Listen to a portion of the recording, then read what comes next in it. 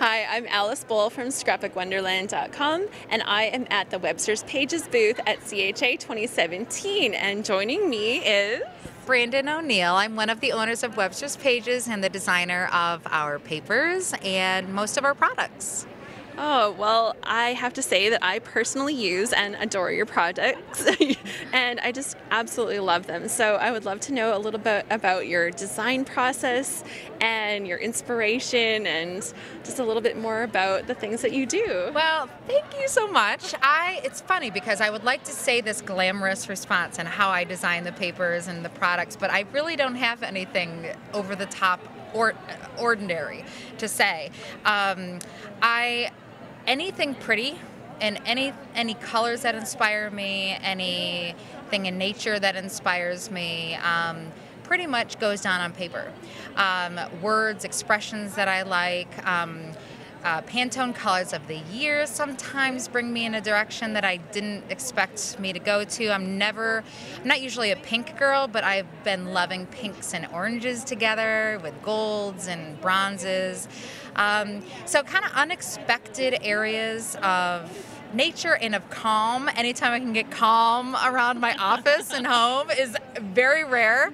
And when I do, it's like a floodgate. It's when my kids go to school and I could take out my office space with all of just any palettes of colors. It just happens.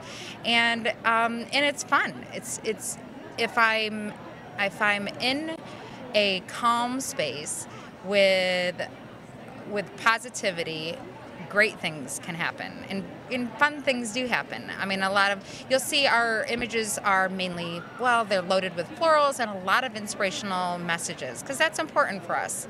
It's easy for us to use in scrapping. And it's sometimes when ordinary life kicks in and you need a little pick-me-up, it's easy to reach for a nice, inspiring message.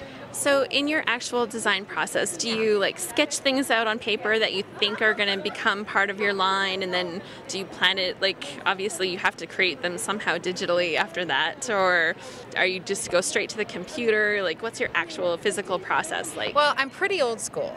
I love magazines, and I go on Pinterest and Instagram and see what kind of fabrics make me feel good, and honestly, I'm not a busy person with what I wear and what I carry and any accessories, personal accessories.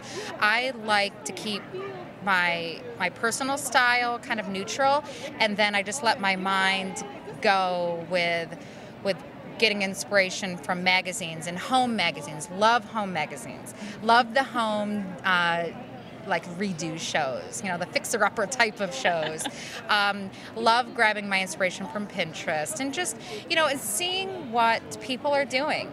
People inspire me, seeing what they do in crafting and making their memories and how they show their lives through their children and through their families and through their animals. And it's other people that inspire me to do what I do. So how do I do it? I take inspiration from the magazines, literally tear them out. I have a book of just torn out pages of things I like, and then I go to Photoshop and I just start taking floral images and I modify images. So I'll take I'll take a pretty rose that I've always loved, and I'll add some pinks to it, and I'll add an extra leaf here, and then I'll start adding backgrounds. And I just layer. It's kind of like when we were younger and we make collages in our big scrapbooks with those big pull-up, sticky pages. Remember those types of scrapbooking?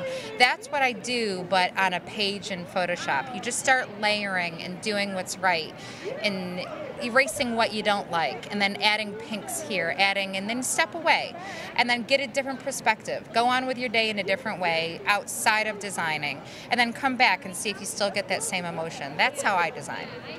That's cool. And so you make beautiful pages for scrapbookers. Can I ask about your scrapbooking? Well, we were talking about that earlier. So it's funny because with the amount that I design, I I really don't scrapbook myself. So my team of friends and creative family, they said, it's time for you to scrapbook. What would be your style? And that might help you design your pages. If you identify the style that works for you, then that can help you design the types of pages you create. So I said, all right, fine, I'll try. And it was, and I was saying this a little earlier to you, it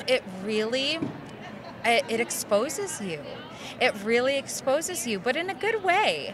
You're telling the most intimate stories of your life. What the single page that I did was I made a 12-12 layout. I used one of our background pattern papers, floral paper. I like simple florals. They're, it's fun and it's easy to use, not too fussy.